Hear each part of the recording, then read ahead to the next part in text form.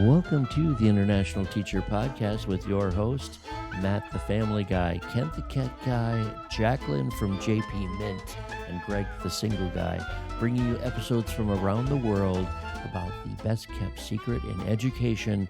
You got it, international teaching. Welcome to the show. Welcome to the International Teacher Podcast. This is Jacqueline from JP Mint, and I'm here with Greg the Single Guy and Kent the Cat Guy. Hi, guys. Hey, good morning. Good afternoon, wherever you're at, JP Mint and the Single Guy. Good to see you. And today we are joined by Ryan Tannenbaum in South Korea. Hi, Ryan. Hi, yeah, pleasure to be here. Hey, Ryan, thanks for coming on. Ryan and I worked together in China a couple years ago. I'm trying to think, Ryan, was that you were part of the original OCAS. You were the OG OCAS, weren't you? Back when we called it OCAS. We worked at a school that went through many transitions, but there's a very small group of people who were there for the foundation year, and that was me and 7 other teachers. Jackie joined halfway through the year. She came in to help set up the boarding program. Originally, we were just elementary school, elementary IB, and then we grew from like 300 kids to like 3,200 kids in 3 years. I spent like the beginning of that. I mean, we'll get into it, but I spent the beginning of that as like a PYP homeroom teacher, MYP language arts teacher, IT tech director / COVID triaging, keeping the school up and running. It was an experience. It was fun. Yeah, and then the last time we saw each other was probably 2020 when I moved to Guangzhou. Did you move it as well at that point, I think? Or did you? No, you stayed one more year. I might have. Get the time. I think I left 2021. I think I was just had a baby. I was in Korea doing everything like overseas. And then, So that's how Ryan and I know each other. Quick question there for you, Ryan. Maybe not so quick. Ryan, you're someone who's made a lot of transitions and jumps in your educational career, and we're going to get into that. Can you tell us how you ended up, where you grew up and how you ended up in China? Okay, so not so quick, I guess. I grew up in Toronto, and it was okay. I knew from like a fairly young age that I was ready to go somewhere. I always really liked Asia. I went to schools that were predominantly like Cantonese. A lot of my friends were from Asia. I always liked the culture. Went to university, studied English literature, finished university, and really I went backpacking for a year and a half and then was working in like a pillow factory thinking like, what am I doing with my life? Did you say pillow factory? Yeah, I worked in a pillow factory because it was like easy. How were breaks there at that? They never figured out where to put themselves. Oh, it sounds so relaxing, but like pre-pillow pillows come in like 500 kilogram bales of like pillow fluff that you like put through like basically a giant hair dryer, which like builds it up like an unbelievable amount of static electricity. And like if you are not standing on the grounding thing, it's like getting hit with a defibrillator. I mean, is that what happened to your hair? That's where my hair went. No, I gradually. It's a good excuse. Yeah. Can I use that excuse? I'm going to tell everybody I used to work in a pillow factory, and I just lost my hair because of the electrostatic, from all the pillows. Then I was in Korea, which like we can chat about. I think a lot of international school teachers start their journey in the hagwons or like the language schools. Jackie says she did it too, and it's kind of like they take anyone. I have quite a few good stories around there, but like I worked at 3 different schools. Every year I transitioned. It's, one way to move up is like know when you aren't getting what you want out of a position anymore. Like you work somewhere when it's no longer stimulating, time to move. In summary, so after 3 years in Korea at these different schools, at my last school, I was like the head teacher it was actually a bigger school. We had 12 teachers and like 800 students. And I was like, I'm not going anywhere higher in the Hagwons. So I'm going to go back to Canada, get my teacher certificate. So the last year, for people not from Ontario, it used to be 8 months beginning to end to be like a certified teacher. You get a degree, a certificate out of it, everything. So I made it into the last cohort at Lakehead University in Thunder Bay, Ontario. Bay. I got into a couple of different universities. I ended up going to Lakehead because I was really worried about like the police background checks and getting them done from Korea. We have a whole segment Kent for is that. too. Don't worry about it. That's the Yeah, Patreon I'm always version. worried about the background check too, for what it's worth, Ryan. Yeah. So to put it in context, and not because I did anything wrong, is how do I what do I need to do? Like I have like 2 weeks before school starts. I'm not allowed in the building if I don't have this like check that's supposed to take 3 months, and I'm in South Korea. So and they were the only people that answered their phone. So I ended up going to Lakehead, but it was like a really, really, really good experience. Like it's kind of, if you're not from Canada, like it's not a very well-known university, but it's like they've got a huge Aboriginal population. You get to work with a very unique part of the Canadian demographic that's like an integral part to what we learn growing up.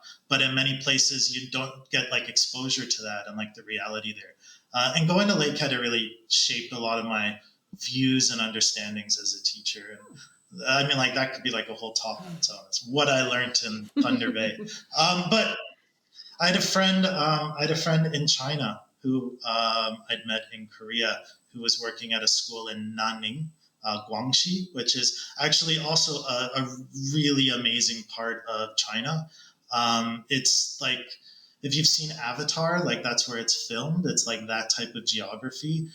Oh, we're talking trees and hills, Yeah, and like very those green. terrace-based mountains, which just kind of like stick up like pillars in the middle of nowhere. Does it glow at night? Yeah, those purple monsters. Glowing and giant blue cat people.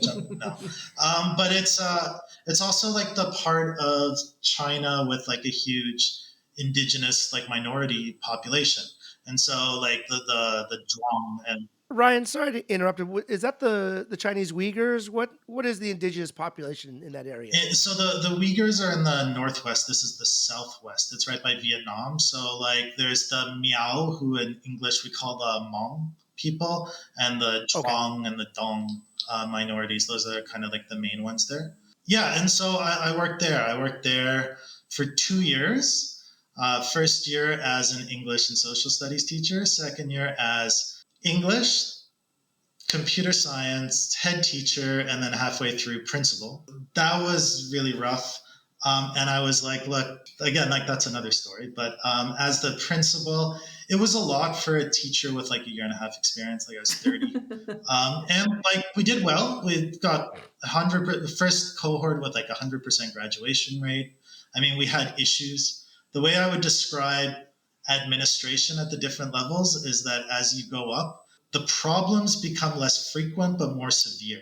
So like in pre-K, it's like, oh my God, he's touched my shoe. And then in like high school, it's when the problems come up, like they tend to be big issues. So I was like, look, I'm primary trained. I'm going to go to OCAS. I'm going to go to another school. I'm going to leave the Canadian international school curriculum because it's not developed for international schools. It's a Canadian curriculum transplanted internationally. So I'm like sitting here, it's 35 degrees out, trying to explain to like Chinese students what like a skidoo, like, what a snowmobile is and what a double is from Tim Hortons, because like that's in the readings that like they have to go over, and like they have no context or like could not care less about this. So What's a double? Double. Is that like? Are you kidding me? That, you don't know what a double is? Are we gambling? Is that where we're doubling down? What's going on? 2 cream. Is that a Canadian 2 thing? sugar in your coffee. Double. Yeah, so we have like Tim Hortons in Canada. So you go there, you say, I want a double, single, like 2 cream, 2 sugar, 1 cream, 1 sugar.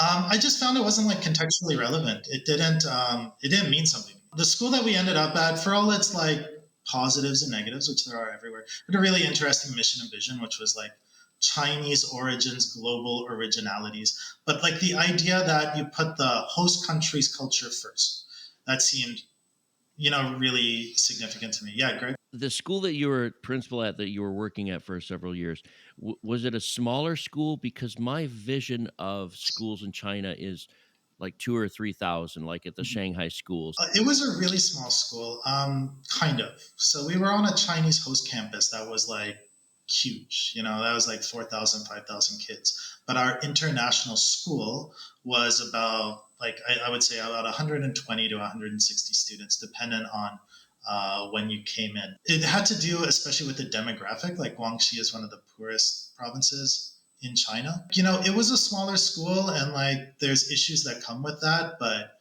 it was a great experience. If you go to foundation schools or like these smaller schools that are maybe less resourced, but like you want to learn and you want to like cut your teeth hard, like it's not a place to coast. But also at my school in Suzhou, like there was just so much to do. If you go to one of those schools and you say like, look, I want to set up your network infrastructure. That's how I became the IT director. I was just doing so much stuff like in my classroom. They're like, yeah, for free? Like, sure. And then you'll find like you get promoted like in a year to like some ridiculous position. The smaller schools, you wear a lot of hats. Yeah. And the smaller schools have, a whole different idea to them than the bigger schools. And like the ones in Shanghai that I had been to, I think it was the Shanghai Community International School, was like 3,000 students, and you're on this huge campus. But my experience has been through different kinds of like sized schools. Ours right now is huge, but I worked at one that was maybe 200 students. So I can really empathize with how you're building things at a smaller school, right? You mentioned that in your classroom you were trying to do lots of different experimental things, and a lot of those smaller schools you might be the only person there that's doing that section or that grade level even, and a lot of them let you have that kind of experience, like that freedom. I didn't want to sound judgmental on whether it's a big school good or a small school bad. Both size schools really have their benefits. Yeah, there's something I would call like institutional inertia. And so like if you go to a smaller school or a new school, it doesn't have much. It's quite easy to move things. But if you go to a bigger or well-established school, it can be really hard to get anything done. Depending on who you are and what drives you, like I found it really invigorating. Yeah, we're at a school right now where it's slow as molasses to get something really instigated, right, Kent? I think Kent is one of those movers and shakers. Oh, yeah, I would say we have He was quite sleeping. an institution. Wake up, Kent. I was napping. Sorry. Did you talk? Hey, Ryan, you first of all, how many years did you spend in China in all? 6 years. So let me see if I get the timeline correct. 6 years in China. Mm-hmm. You make the move from China to Korea at that time. And are you married, kids when you make that move, or not yet? So 3 years in Korea originally, and during that time I met my wife. Then 1 year back in Canada for teachers college, then China for 6 years. And we had our first child, like he was 11 months when we left at the end of 6 years. So he was born in Korea, and then like we flew back and did quarantine with a 4-month-old in like China, which was another experience. It was really nice. We're like, got a baby, give us the suite, and they're like, sure. We had like a two floor like luxury apartment for 2 weeks for our quarantine with like a jacuzzi in the top with like a skylight. I'm so jealous. Yeah, so I had this tiny little queen size bedroom for 14 days when I had to quarantine back in China. So then you moved to Korea with Lisa and the kid, the one child, and then immediately went to Busan? Yeah. So my wife, Hee-Gyung, Lisa, her parents live really nearby to where we were. I decided I was going to go independent after my time at the school and run my own ed tech consultancy. So it was between Canada and Korea. Korea was just a lower bar to entry. I mean, like we'd lived there more recently. Feels a bit easier to get established. Like we don't really need a car to get around in Korea. To be honest, Asia is more convenient than Canada. Like Canada, you want to go shopping, it's going to take you 2 hours. And like Korea, there's two just massive supermarkets and a wet market, like within like 3 minutes from my house, and my child's daycare. And there's a park to walk the dog, and like two subway lines, all within 3 minutes of my house. So like, Do they have double doubles there? they don't. They don't have Tim Hortons. They have double doubles in Mexico. I just learned double double. They have. Oh, We have. So I have no idea about the Middle East. I have to Ryan, ask. when you and the fam come and stay with me in Mexico here in central Mexico, I will take you to, I don't know, there's maybe 8 Tim Hortons in Querétaro now. So yeah, please. So when we were in quarantine in Shanghai, because we were there for like 3 days before we got moved to Suzhou, we could order delivery, and like you could order from Tim Hortons, and like I hadn't tried Tim Hortons in China, so it's awesome. Order, I'll get like a mixed box of donuts, and then it came with like pork floss on it, and I was like, oh, this isn't Tim Hortons, this is a Chinese donut, it's like, let's say, an acquired or like regional taste, and not my favorite. Can you stop for a second? Can you go back? What was it that was on the donuts? Pork what? Pork floss, which is like pork floss. Fluffy pork, yeah, like fluffy pork. You can look it up and search for pork floss. It looks like it's orange. It looks very stringy, like kind of pulled apart cotton. So picture, and they put this on pulled top pork. This on top of pulled pork when it's been sitting out for a while and it starts to dry and it's just that disintegrated pork floss. That's what they put on top of a donut. There you go. Well, that's important in China, in some parts of China, I would imagine. Okay, great. Hey, I have a quick question for you, Ryan, because we're talking about China and Korea a lot. How many languages do you speak? I speak. You speak Cantonese? No, I speak English well, and I speak like getting by Korean. I'm not very much a linguist or I mean, it's not important for our listeners. I mean, we always talk about this. It's English is the lingua franca of this international schools, but I know that Kent, he's working on Japanese, and he's got Arabic, and JP's got Spanish, and she's got a bunch of other languages. I just thought I'd ask you because you're Canadian. I was wondering if you're apart from the Canadian French, if you had part of that, or Cantonese or Korean. So that's interesting to know. I mean, you can make it really work. You speak tech, I would imagine. Yeah, I speak. So yes, let's move into the tech session of the podcast. So Ryan, can you tell us a little bit about what you're doing now? So you were talking about tech consultant, but can you dive into that a little bit more? Talk about the journey, I guess. Like, so when I was at OCAC or OCAS, I had moved up into the tech director role, where like really we had no infrastructure. We had nobody with like an educational background really dictating what kind of technology we use in the school or where it unfolds. And we had nobody with like a vision for how to unfold that. So I worked a lot with the different divisions. My background is in education. It's not in technology. Like I have no formal certificate in any of this. I picked up like a lot of skills when I moved to China because of internet restrictions in China. You can't access a lot of things, especially if you've got like Chinese national students, because you can't say like use a VPN. No, that's not. It's not legal. But what you can do, if you know how, is deploy a server and like run your own infrastructure. So I spent a lot of time like learning how to do that, learning how to like write my own code, write my own apps, because I dabbled in that in high school and kind of left it. But I had enough of a foundation and interest to pick it up. So I followed that interest like really, really down the rabbit hole and started talking at conferences about what I was doing. And like, it was, I was doing a lot around data and infrastructure development and blah, blah, blah.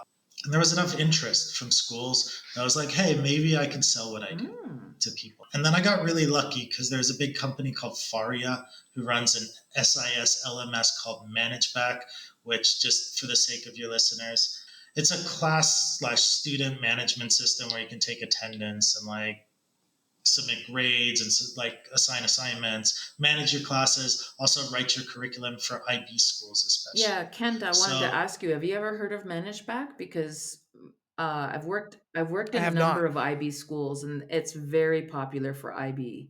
So I had been wondering if it had cracked into other markets yet. Okay. No, we still have something called Schoology and some other Mm. stuff that is feels a little archaic nowadays. Yeah.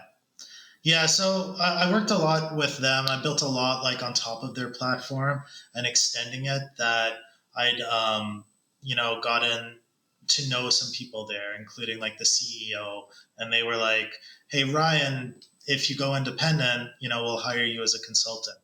And so Oh wow. that gave me a lot more foundation where like I was able to, I started in, what was it? I 2021? started in July, yeah, July 2021 doing that. And I was able to like make an income that year, from July to December and then grow it afterwards. So like I wasn't, I think a lot of people who go independent, it's hard to get established. I mean, Jacqueline, you've also, I Oh think, yeah. run the gamut. Like when you first start and you're just like sitting there and you're like, I hope somebody Yeah, the calls me, first you year know? first year is a lot of crickets, and then the second year word spreads. So yeah. I run what's got to be like one of the dullest parts of the school, but I do a lot of the work that I do now is data warehousing and data integration for schools. So it's not incredibly exciting, but what this means is like you're using some platform, all your kids' data, all your school data is on the cloud. It's at the behest of whatever system you're using. So what I do is I help schools bring that data into their school and then like generally build integrations so that like you don't need to have a full-time staff member like copying data from Schoology into like your ECA program or whatever, something like that. So we'll build like integrations around there. I was doing data analytics, but data analytics is very school specific. So I found that like in my role, do I want to work with one school and put in the work to serve one school, or do I want to put into the work to do something that can serve 100 schools and then like more focus on the product side? Hmm. And so that's where kind of I've gone. Um, So tell us a little bit so about what it felt like in that first, maybe like 3 months where you were out of the classroom. so I was actually out of the classroom in China. Like but you mean like out of the schools? Yeah, like your office, your home office is now your office. You roll out of bed, Yeah, you put on a shirt. Hopefully, yeah, Greg puts on pants most of the time.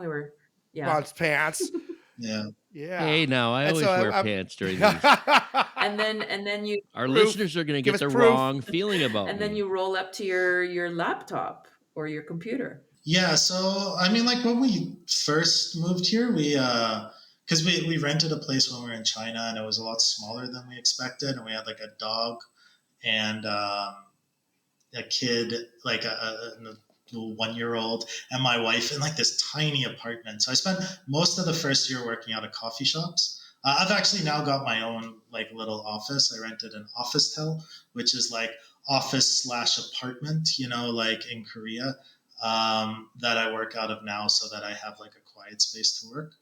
Um, but yeah, no, I was lucky again because I had the consultancy with Faria, as well as like our old school. They brought me on as a consultant to basically ease the transition.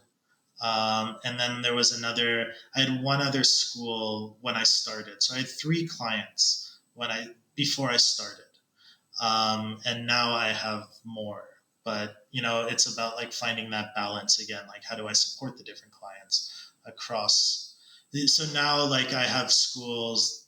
I don't have any schools in North America or South America, but like Europe and Asia. Mm. So Ryan, you're a one-person operation, is that right? Yeah, yeah, I work independently now. Hopefully, I'll be able to hire somebody else at some point, but like, there's always like, it's very much like if I hire someone, like, will it bring in more value than it costs me? And like, also, how long does it take to train them? And, there's a lot of complexity that comes with hiring someone. Do I hire someone locally versus online? And then there's a lot to decide. But I think I'm getting to a point where I think I will need to soon. So Ryan, does it get as time goes by, does your job get easier? You get more contacts, you get a little bit more established, or I'm kind of thinking maybe people jump into the field, there's competition out there. How has it changed over the well, I want to say 3 years? How Two and a many half years years. now? Two and a half. Um, How has it changed over that time? I don't really feel threatened by like competition. I position myself in the market so that basically like schools can pay a rich vendor, like one of these big systems like there's things like Clever and ClassLink, which are integration systems. So like you sign up for this and it'll take your students from somewhere and put it into everything else. But like it's a one size fits all thing. So when schools find they're frustrated and they need something built just for them, like for their own like little snowflake of needs, then they'll call me and then I'll go in and help them. But like my bandwidth is fairly limited as a single person. So, I might pass work on to somebody else or somebody else might pass work on to me, depending on our skills, and where our skill set lies. Hey Ryan, could you do me a favor? Could you tell our listeners how to find you online so they could listen, and while they're listening to our conversation, they might tap in and see what your website's all about? So my website is for.education. You can just type that in, for.education. No .com, no For the number or for, FOUR? FOR, FOR, like sorry, for. for education. So So just www.for.education. no There's no .com or www. anything. Just it's for Okay. education. So like, what do you do? I work on tech for education. So yeah, they can find out a little bit about it there. I was looking at this before our conversation started. There's a lot of talk out there these days about automation and about chat GPT. It's like the buzzword in our school, this all of this kind of stuff. And I was enjoying going through your website because you do have a lot of tools out there. You have a lot of experience with AI even. And I was hoping that you could touch a little bit about that. Like, why would teachers want to go to your website if they were interested to get their school, maybe a smaller school in South America? Right? Why would they be interested after listening to our show? Would they go to your site and investigate a little bit? Well, I definitely appreciate the promotion. Yeah, fair. I do have a lot of interest in AI. I dabbled in it before, like the whirlwind took off about like just over a year ago. Um, I'm looking at also offering more AI services that will be a bit more teacher centric in the future. My interest around AI, especially in schools, is this. Like, I think there's a lot of ways to approach it. I think that the low hanging fruit with AI in education is to say like, okay, how do I automate a lot of my teaching stuff, and like kind of spend less time on X so I can spend more time on Y, and hopefully Y is also related to your job. I'm a little bit cynical about it because as professionals, you don't want to like necessarily outsource your job to a system that means you are now out of work, right? Like there is that consideration there. I guess my interest predominantly with AI in education is how to manage it as an organization. Like I worked a lot in senior leadership in my profession. And so I don't like the idea of like all the teachers just going into chat GPT and like saying, hey, I'm teaching Kent and Kent's like doing great in English, but like, he's having some problems at home or something. And it's like, don't, no, you like, this is a huge privacy issue. There's not a lot of education around what data gets shared there. And then on top of that, there's like a lot of systems coming out now that, promise a lot, but like you don't know where your data goes. And then like if I'm a school leader, like if I'm the head of English, maybe I don't want my staff using AI to grade papers because where's the accountability layer there? So I'm really interested in, as like an organization, how do we develop oversight over these processes so that there's a data privacy and security piece there that's taken care of. But then B, also we look at how we can best implement processes in a school. So it's not about restricting teachers. It's not about saying like, hey, Ryan, you can't use this to grade students. It's about saying like, look, we recognize that this is a need in a school. So we're going to build a custom thing that meets our needs where we have a way to evaluate it. So like if anyone's been a part of like change management in schools or like, action committees, whatever you want to call it, a professional learning committee, where you're going to drive an initiative in a school, then what you do is you say, this is what our input's going to be. This is what we're going to do. These are our expected outcomes. This is how we're going to measure it. And currently, with AI systems, it's very, very difficult to get that critical analysis of how it works in your organization. So that's something I'm really interested in exploring now, and I'll have quite a bit more in the new year around that.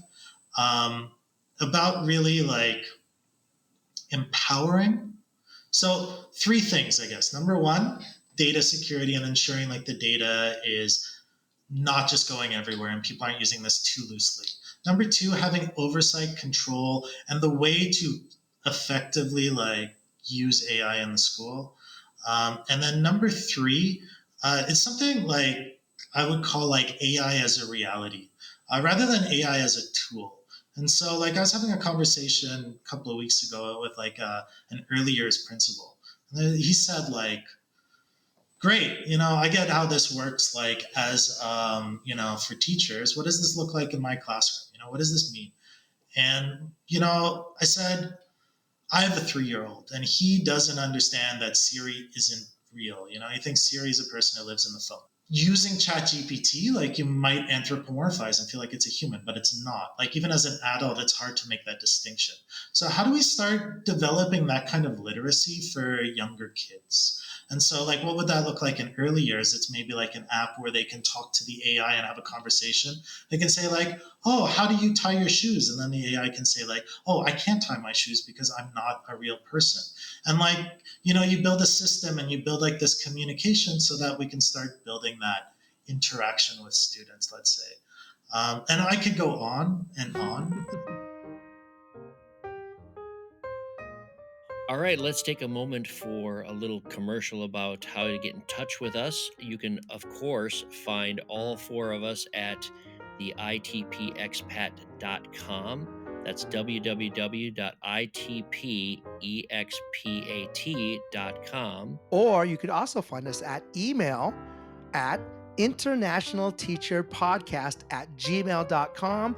We look forward to hearing from you. Or if you're into Facebook, we have a new Facebook group at www.facebook.com/groups/ITPexpat, where you can find all kinds of inside information about ITP Expat. You can also find us on Instagram at ITP Expats. That's with an S. ITP Expats is our handle. All right, and thank you, listeners. We have over 100 countries represented by our listeners, and though we're not monetized, we are here for you, and we would like to thank all of you for listening. So let's get back to the show. Can I quote you from your website? Sure. I'd like to quote something from your blog, and as a teacher, I'm looking at this, not as an administrator or even a techie. I'm looking at it like through the eyes of Kent or me as a homeroom teacher. And this is really cool. You were talking about ChatGPT and AI in general, and you said it's talking about the process of it, and it's saying if what we value is the journey and the experience, then automation makes little sense. Driving through a tunnel to the other side of the mountain versus hiking over it serve very different purposes. Generally, if our goal is to learn and develop our own selves, we should be wary of shortcuts. And what's interesting about it, and I just want to comment on that, is that this Chat GPT, it sounds like a magic bullet for a lot of teachers, and the principals are questioning it, and our principal questions it with that eye of caution, right? He's asking questions about it, and we're just starting this journey. And it's great that you're right on the front line about it. That's what I was saying about, that's what I was sort of hinting at teachers even going to your website and finding out about what there is out there, what you can do for their school, or how you might be able to help out a school, direct them in the right direction for using AI or developing the data they already have before they go into AI stuff, right? Because I see a lot of connections. I was excited when I saw this, and I haven't gone through the website, the whole thing, but your blog is very from the heart, and I like how cautionary you are, because teachers all over the world are talking about this. Kent, can you go into Chat GPT and do all of your comments for class, right? Is that genuine enough, or is that the shortcut through the mountain? One thing I wanted to ask you, with AI, you jumped into the IB and you were training a database with IB, right, Ryan? So yeah, I was training like an AI model on like the IB curriculum.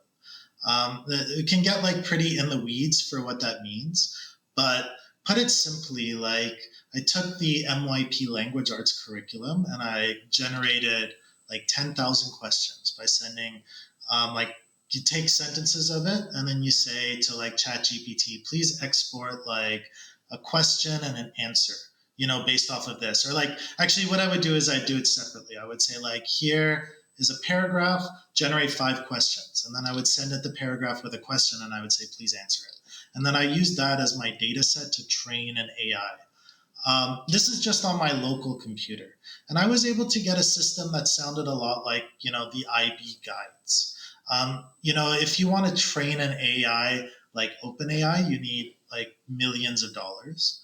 But if you want to like kind of fine tune tone, you can do it locally. There's a lot of really interesting stuff there. Huggingface.co. If people want to go there, that's like kind of like the maker space for AI. If you really want to like dive deeper and learn a bit more about it, that's just like one of the most exciting communities on the internet right now. It wasn't something that I ended up releasing because it still had a lot of kind of inaccuracies. And then the models that I was using, like they're now out of date because everything moves at like the speed of light with AI. But it was really interesting because I'm really interested in schools not using ChatGPT and like your school having an AI in-house where you can be like, oh yeah, you know, we've got like an outbreak of diarrhea and like, I don't know, it doesn't matter. You don't want like this to be broadcast on the internet. And it all happens offline. All is processed locally, entire like data security and auditable. Like that's really exciting to me. So layperson's question here, because I don't know about you, Kent, but these two techie guys talking to each other, it's like, am I in another language? Yeah, thank you for joining us on This Week in Technology. No. I have a question. So, Let her go. Ryan, when you were talking about an open AI versus the AI that's on your computer, is this something like the internet intranet, sort of that your AI that, I don't know, is he living in your computer? Then he doesn't have access to the outside world. Yeah, so like I mean, think of AI simply as a computer program. So OpenAI, it's the company that makes ChatGPT. Don't like it's a proper noun. OpenAI. They're not very open. So they make ChatGPT. So when you ask ChatGPT a question, you're sending your question to ChatGPT. And to a company But it's a computer program that will own this data. Will they own it? Yeah, potentially. Like they have really bad data privacy. Yeah. Really, really bad data privacy. Like basically, if you're using it, they're free to look at whatever you've been talking about to it, you know, and use that to train other models, etc. But you can also run some computer programs on your computer. You know, you can run AIs on your computer. So you need a pretty good computer. You know, like not necessarily like a multi-million dollar computer, but like at least, you know, an expensive computer. But a school could potentially run it in-house and it doesn't talk to the What the reason I brought it up, JP, is that, and I didn't mean to get so techie on it. I apologize. He's a very techie guy. No, don't apologize at all. It's my fault for bringing it up on our tech ITP episode, Kent, right? But here's what I want to bring it down to our listeners is that Ryan has some experimental stuff, and he has some ideas for schools that are safer than just using the open source type of chat GPT and everybody jumping on board and using it. In general, I look at myself as being able to offer kind of expert services when schools need it more broadly. But yeah, especially working with data or AI on an implementation level, not on a policy level. Yeah. So, like most consultants that you see, they're like, we'll come in and help you write your policies, and help you look at this. And more my approach is, I'll come in and try to build something for you that runs on your systems. And I would like to kind of pivot more, or at least develop a side of things that harkens back to my old life as a teacher, and like ways that you can implement AI in the classroom, or like with students, again, less as a tool and more as like a reality.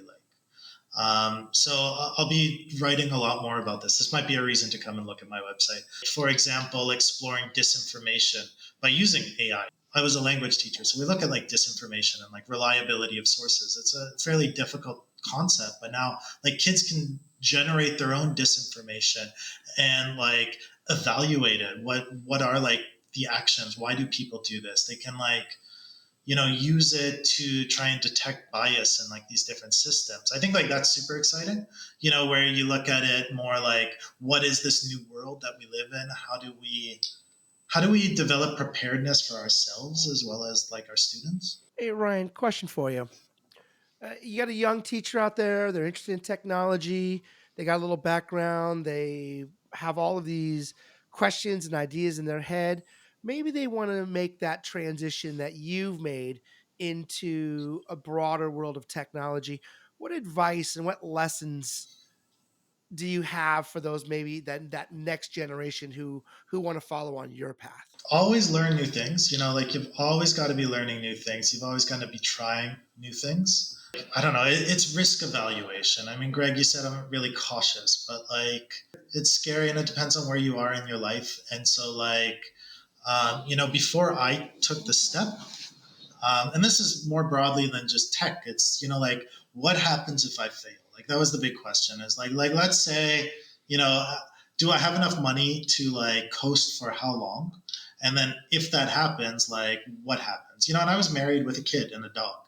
Like I had responsibilities, and so having that I think is important, because you're going to know how far you can go and where you can go.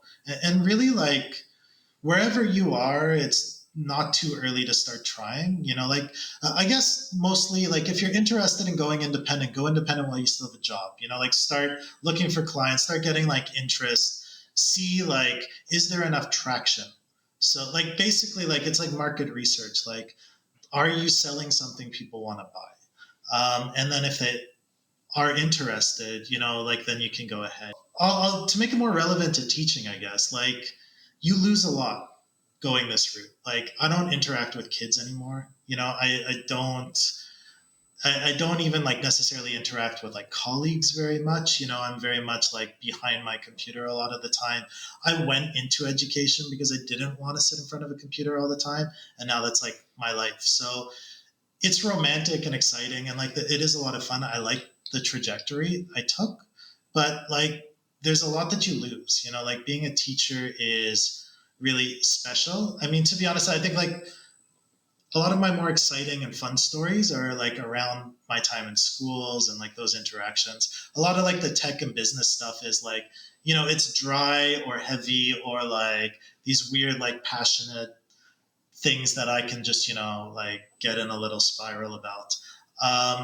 So look at what you're losing, like being a computer science teacher versus like, I don't know, some IT consultant, like really, really different jobs. Like when I was a computer science teacher, like we built like Pac-Man, like I built my class so that the last 3 months, the kids were just independent, building their own project. Basically, like they had to submit a proposal and then like set their own goals. And I was like, we structured it like they were running a startup with investors, and I was their investor.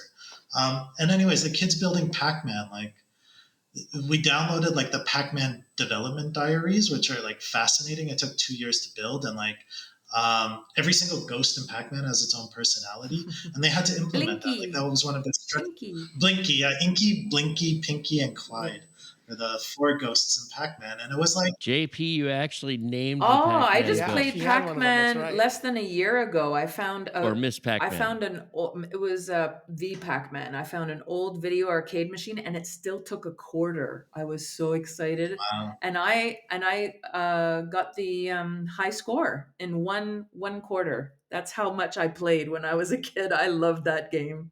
So they built their own Pac-Man from the notes. yeah, like they designed it from the ground up. Like everything was them, from the art to everything. It runs in a web browser, and like it was so much fun. Like you could take what they were interested and go with it. Like I only taught maybe like 15 kids IT, and of those kids, like 10 of them like graduated university with IT degrees. A bunch of them are doing their masters. I taught like thousands of kids English, and I don't think any of them ever went to study literature. But I miss that. But are they speaking English though? Hey, Yeah, probably. you bet you do. Ryan, you're living in Busan, Korea. You've been there for how many years? You've been there now? I've been here for 2.5 years since I came back. Two. Total, Okay. it's like 5. Yeah. Since you got back, your wife is, I believe, your wife is from Busan. Yeah. Busan. You now have a child. Your child is how old? So we have a 3-year-old and a 3-month-old. Oh, congratulations, by the way. I did not know that a second one joined. Congratulations. Very nice. So now 2 children, 1 dog. Yeah, 1 dog. Jackie knows my dog. Yeah, the dog's name What has do you a think? You girl's guys- name, like Lacey or Madeline. Yeah, Maddie. Madeline. She followed me to school, and I took her home. You and your wife have a plan? The kids are getting older. They're going to be going to school. Do you stay? The kids go to school. They grow up, go to Korean school. They go to middle school, high school. How far ahead have you thought about this? So we're likely going to move to Calgary at some point in the next 2 or 3 years, I think. And it's not an easy decision, but it is. Fundamentally, I think it comes down to, at least right now, the value versus like the effort versus value of a Canadian or Western high school diploma versus a Korean one is going to go a lot further, and it's unfortunate, but it's true. So like in Korea, there's a government mandate that 10% of enrollment for all the universities should come from overseas. So basically, like, even for Korean schools, they are at an advantage if they graduate with a Canadian diploma. And also, like, Korea's got a very intense curriculum, and it's very knowledge centric rather than like experience centric. So, And they still have those middle school and high school exams, don't they? yeah, Do you guys they know do. about And they that, have like, Greg and Kent? So No. Is it in order to advance to the next level, you have to pass a national exam? well, to be able to get into the great schools, you need to study not only your 8 to 4, 7 to 4 high school and middle school, but you have to go to these cram schools, what we call Hagwon, and they have to study math and study English and study science and study everything, like even history, to be able to pass these exams to be in that top percentage. And so, Ryan, it's still existing. yeah, it still exists. And like based on your performance on the middle school exam, like that can determine what university you go to, so there's like an incredible amount of pressure from a very, very young age here in the school system, as well as like, I mean, I would say like it's actually quite culturally accepting where we are now. I had experiences in the past, but we don't anymore. But still, it's like relatively homogenous. So like the kids would go from being like like just a handful of the kind of mixed kids that everyone kind of knows, to just being another kid in the crowd in Canada. Um, but there are benefits to each. Like, for all I'm saying, like, I know a lot of expats here whose kids have gone through the whole system, and they've done really well here.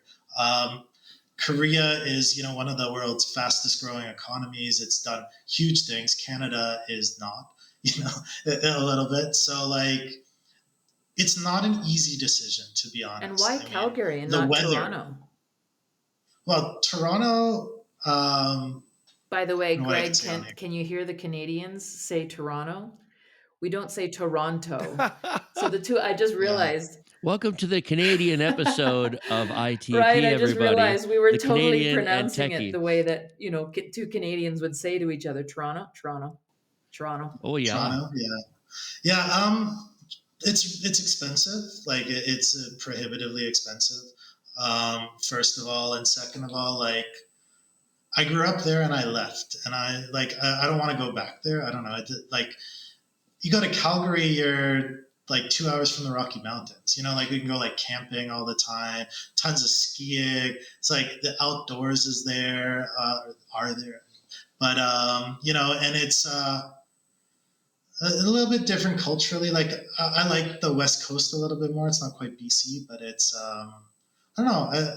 I lived, like, I worked in Lake Louise for 4 months back in the olden days. And if you guys don't know, it's a small, like, tourist town in the Rocky Mountains, and it's just beautiful. It's If you amazing. go Google Lake Louise, you're going to see the Fairmont Hotel, one of the Fairmont hotels. I had a cousin that worked at that Fairmont Hotel, and I visited her. It's a turquoise lake.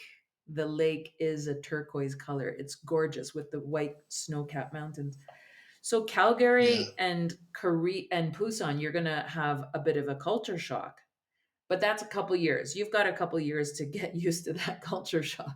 Yeah, it'll be different, but I think it'll be a move where it just, like, yeah, but again, it's not like it won't be an easy move, but I think it's something like we've kind of decided we will try. And then, again, what's our failure? Come back to Korea. It's pretty nice. Or move to Mexico. Move to Mexico, yeah. Yeah. What a great segue into my question, Ryan. Every episode, we always ask somebody, what are 3 things that you take with you from country to country that, and not including like your wife and your children, okay, like Kent says, those are mandatory, of course. But what are 3 things that you take with you when you travel from country to country to live to make you feel at home?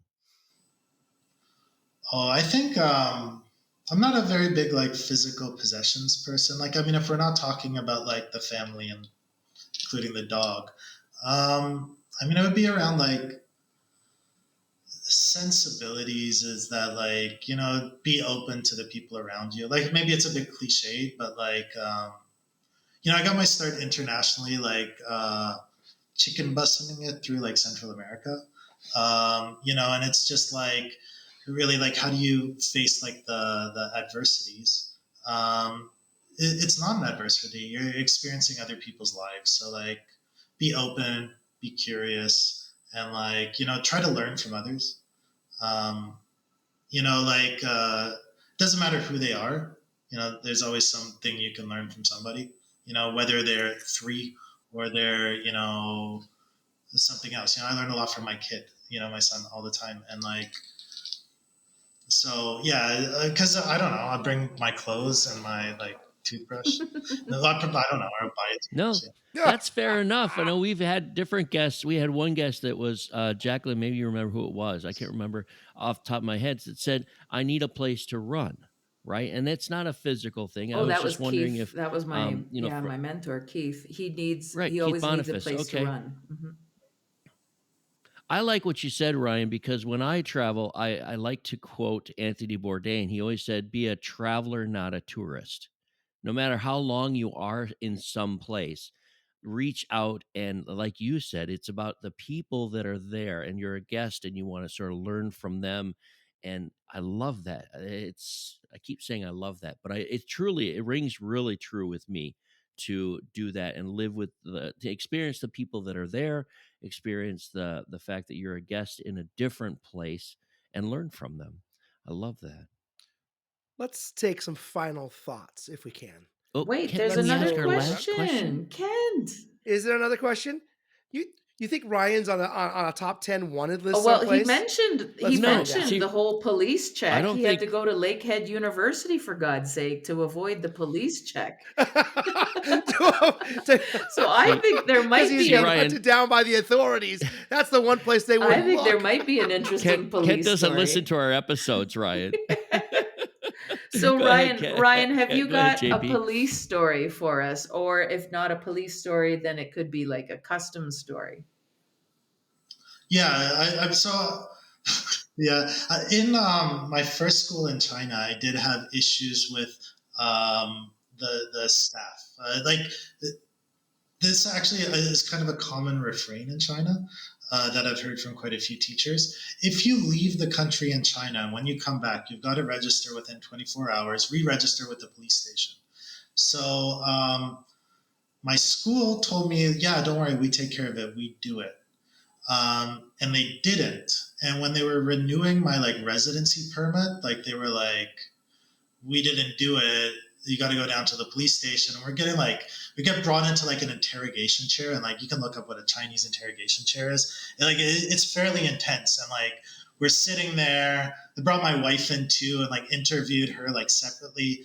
But when I was there, the school staff is there, and they're the translator.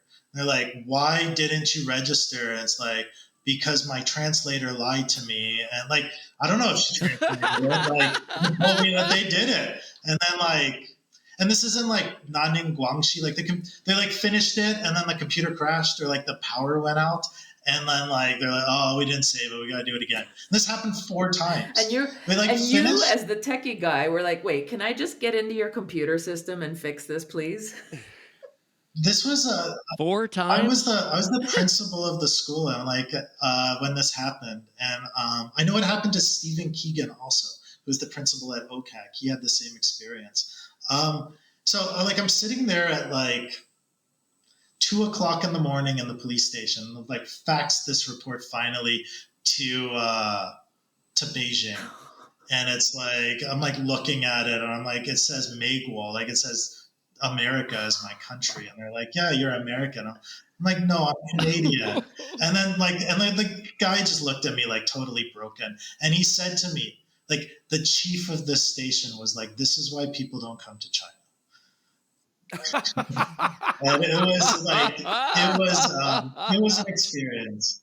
So yeah, that was one of my customs experiences. We got out at 4, and it was that movie Dumb and Dumber a little bit, with the computer crashing, and just you had to look at it afterwards as a point of absurdity, where just anyways, after that, then just you do that thing, you go to the police station, drop off your thing, show them your passport, and it's fine. But you always follow the rules, know the rules of the country you're living in. On the brighter side, at least it was an interrogation chair. It wasn't an interrogation floor. Yeah. Well, but go Google Chinese interrogation chair. Oh. Oh my God! 5 minutes later, I got it. Chair fork. Chair fork. I'm sorry. Ryan, you've given an hour of your time. It's very generous. Do you have any final thoughts you would like to share? So I guess my philosophy when it came to teaching internationally, regardless of what position I was in, was that you're kind of in a role as a cultural ambassador in some ways, where as much as the students, you're there to teach them, you're also representing your culture, and you're working with kids at quite a vulnerable age. The interactions that they have with you, they're not going to have many other experiences potentially with somebody like you. And so, you're really representing a lot there. And be transparent about that. I always told the kids that when they go overseas, with this experience that they're learning from me, they're also going to be cultural ambassadors. So you're not only that, you're training them. So really take an interest in their culture, share what's valuable to you, really, put your best foot forward, but also help them like show why, like where they come from is amazing, because everywhere, that anyone comes from, like they're going to be passionate about it. So help them to showcase that to the world. You have been listening to the International Teacher Podcast with our very special guest, Ryan. You can find more about Ryan at for.education. I'd like to thank JP Mint. You can find out more about JP Mint at jpmintconsulting.com. And I'd also like to thank Greg, the single guy. It's not too late to purchase his newest book. It's called International Teaching, The Best Kept Secret, www.amazon.com. And you can find me in the staff lounge eating leftover holiday treats. Thank you all very much for joining us this week. We'll see you next week. Well done, Kent. I love it. Sorry about the technology episode. Yeah.